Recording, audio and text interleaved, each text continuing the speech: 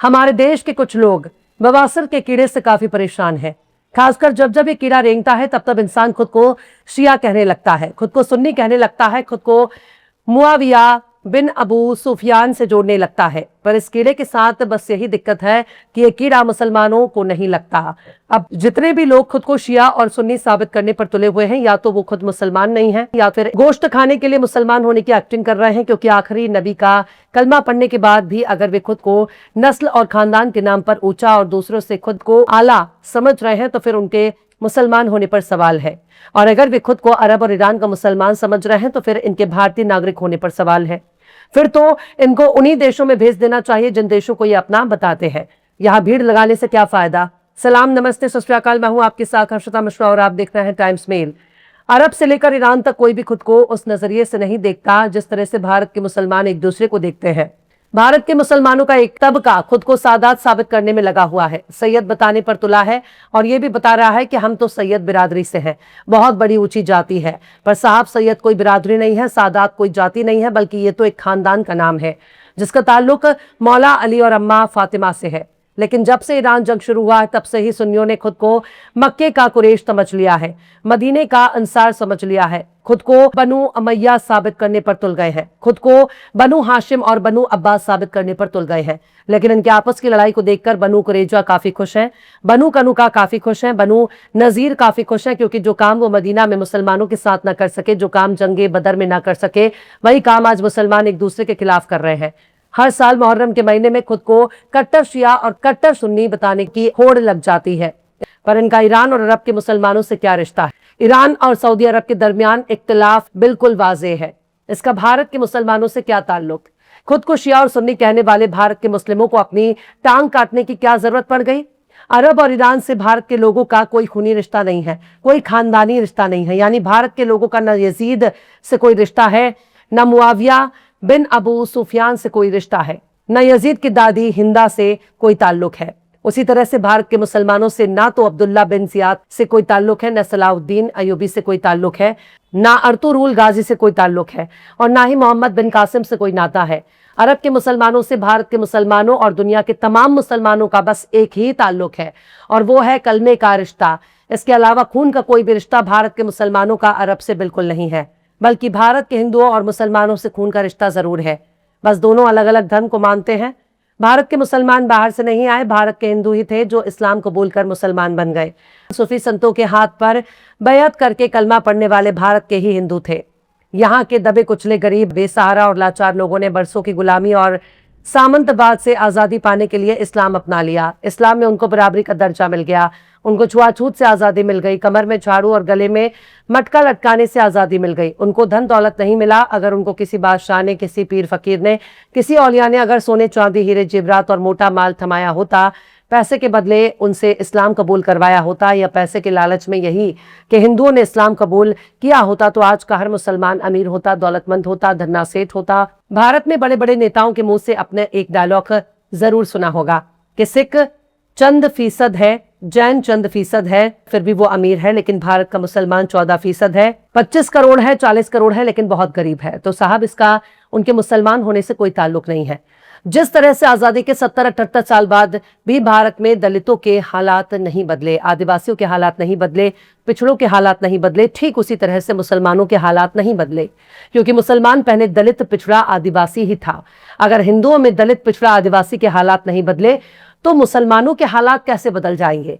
हाँ, अगर पैसे लेकर यहाँ के मुसलमानों ने इस्लाम का परचम लहराया होता तो शायद काफी अमीर कहे जाते, काफी पैसे वाले कहे जा रहे होते। लेकिन इन सबसे ज्यादा यही सवाल उठता है कि भारत के मुसलमानों को शिया सुन्नी के नाम पर लड़ने की क्या जरूरत है। पूरी दुनिया में कहीं भी कोई भी मुसलमान यजीद का बचाव नहीं करता, कोई भी मुसलमान मुआविया बिन अबू सुफियान के बेटे की हिमायत नहीं करता, ना ही कोई भी मुसलमान इमाम हुसैन के खिलाफ जाने के बारे में सोच सकता है, क्योंकि ये उनके ईमान का मामला है।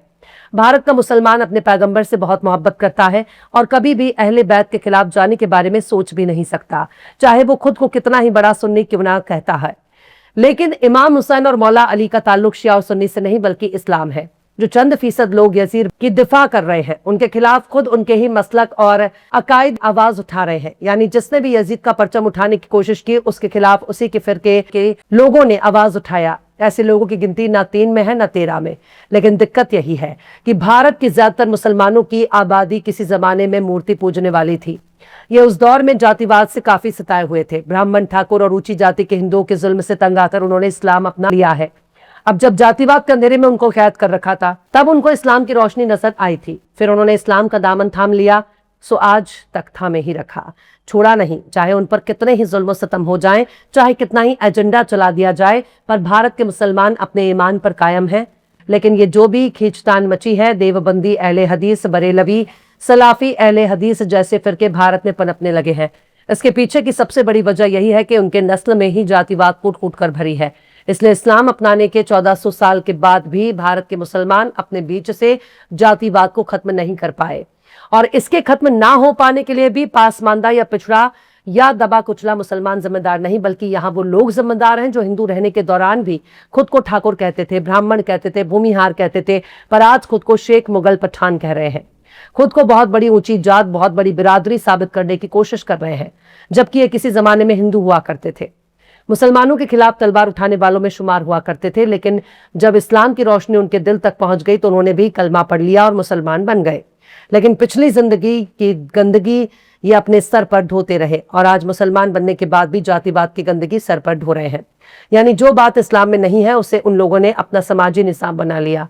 इस्लाम में जब जाति और बिरादरी का कोई कॉन्सेप्ट ही नहीं है तो फिर मुसलमान कैसे जातिवादी बन गए, कैसे नस्लवादी बन गया। हालांकि शहरों में रहने वाली पढ़ी लिखी आबादी ने जातिवाद को खत्म करना शुरू भी कर दिया है, क्योंकि इनके पास किताब है जिसे दुनिया कुरान कहती है, और कुरान की रोशनी जहां तक फैलेगी वहां ये जात पात, जाति बिरादरी के ढोंग और ढकोसले खत्म हो जाएंगे। दरअसल ऊंची जाति के हिंदुओं को मुसलमान बनने के बाद अपने ही सताए गए लोगों के साथ जब इज्जत से पेश आने में दिक्कत होने लगी, तब जाकर कुछ सामंतवादी लोगों ने खुद को ऊंची जाति कहना शुरू कर दिया, क्योंकि उनके पास इज्जत पाने का कोई जरिया नहीं रह गया। अब उनके पास वही पुराना जातिवाद सिस्टम रह गया जिसके जरिए ये इस्लाम कबूल करने से पहले हिंदुओं को नीचा दिखाया करते थे। अब यही काम ये मुसलमानों के बीच करने की कोशिश कर रहे हैं। लेकिन ऊंची जात और बड़ी जाति जैसी सोच रखने वालों के साथ सबसे बड़ी दिक्कत इस्लाम है। इस्लाम में बराबरी का निजाम है, यहाँ तक कि एक ही किताब है जो हर मुसलमान को बराबरी का हक देती है। मुसलमानों की किताब ही नस्लवाद के खिलाफ है। लिहाजा खुद को ऊंचा और अफजल कहने वाले जो नाम निहाद लोग 80% कमजोर और गरीब मुसलमानों के सामने टिक नहीं पाते, क्योंकि जो 80% तक कमजोर दबा कुचला मुसलमान है उसने इस्लाम की रूह को अपना लिया है, उसके खून में ईमान है। चाहे उस पर कितना ही लाठी डंडे बरसा दीजिए, चाहे उसका घर तोड़ दीजिए, चाहे उसका अनकाउंटर कर दीजिए, पर वो अपने ईमान से फिर नहीं सकता, वो पलटने के लिए तैयार ही नहीं हो सकता।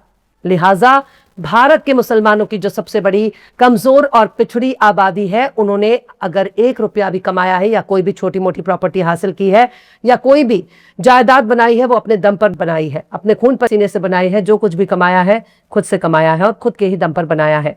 वो ये नहीं कह सकते कि हमारे दादा अपने दौर के बहुत बड़े जमींदार थे और वो 52 बीघे में पुदीना बोते थे। ना ही वो ये कह सकते हैं कि हमारे दादा अपने दौर के बहुत बड़े ब्राह्मण थे, बहुत बड़े भूमिहार थे, बहुत बड़े ठाकुर और क्षत्रिय या राजपूत थे। आज के गरीब मुसलमान जब हिंदू थे उस वक्त भी गरीब ही थे। इसलिए आज उन्होंने जो कुछ भी बनाया है खुद की मेहनत से बनाया है। ये अपने बाप दादाओं की विरासत से मिली जमीन पर मौज नहीं काट रहे, ना ही अपने बाल बच्चों की शादी के लिए कोई खेत या जमीन बेच रहे हैं। उन्होंने जो कुछ भी बनाया खुद की कमाई से बनाया और खुद की मेहनत से हासिल किया। लिहाजा भारत के जो गरीब, पिछड़ा, पासमानदा मुसलमान है उसके हाथ को चूमना चाहिए, क्योंकि उसने अपने नबी की सुन्नत पर अमल किया और खुद के दम पर जो कुछ भी था उसे बनाया।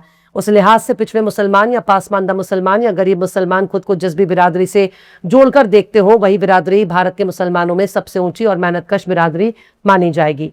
लेकिन सोच कर देखिए, मरने के बाद अपने नबी को आप क्या मुंह दिखाएंगे? क्या इस्लाम ने आपको नस्लवाद सिखाया था? क्या कुरान ने ऊंची जाति और छोटी जाति का इल्म सिखाया था? अगर नहीं तो जात पात, फिरका, ऊंची जाति, नीची जाति, छोटी जाति, बड़ी जाति का ज्ञान कहां से हासिल हुआ है? क्योंकि इसे गले लगाकर बैठे हो। इस गंदगी को उतार फेंको, क्योंकि जिहालत की इंतहा है। नबी ने तुमको मुसलमान बनाया और तुमने खुद को नस्लवादी बना लिया, फिरका परस्त बना लिया। अगर जातिवाद से इतना ही प्यार है, जाति बिरादरी इतनी ही प्यारी है, तो इसके लिए कलमा पढ़ने की क्या जरूरत है? वापस वहीं लौटकर जितना मन उतना जातिवाद का प्रचार प्रसार करो। कम से कम इस्लाम तो साफ सुथरा और गंदगी से पाक रहेगा। फिलहाल इस खबर में बस इतना ही। यह एपिसोड आपको कैसा लगा कमेंट बॉक्स में जरूर से बताइए। पसंद आए तो लाइक करें, शेयर करें और बेबाक निष्पक्ष स्वतंत्र पत्रकारिता को सपोर्ट करने के लिए हमारे चैनल टाइम्स मेल को जरूर से सब्सक्राइब करें और बेल आइकन की घंटी वाली बटन भी जरूर से दबा दें ताकि आपको हमारे आने वाले नए वीडियो की नोटिफिकेशन फौरन मिल जाए। फिर मिलते हैं किसी और वीडियो में एक नई खबर के साथ। हर्षिता मिश्रा को दीजिए इजाजत। जय हिंद। अगर अभी तक आपने हमारे चैनल टाइम्स मेल को सब्सक्राइब नहीं किया है तो जल्दी से सब्सक्राइब कर दें और बेल आइकन भी प्रेस कर दें।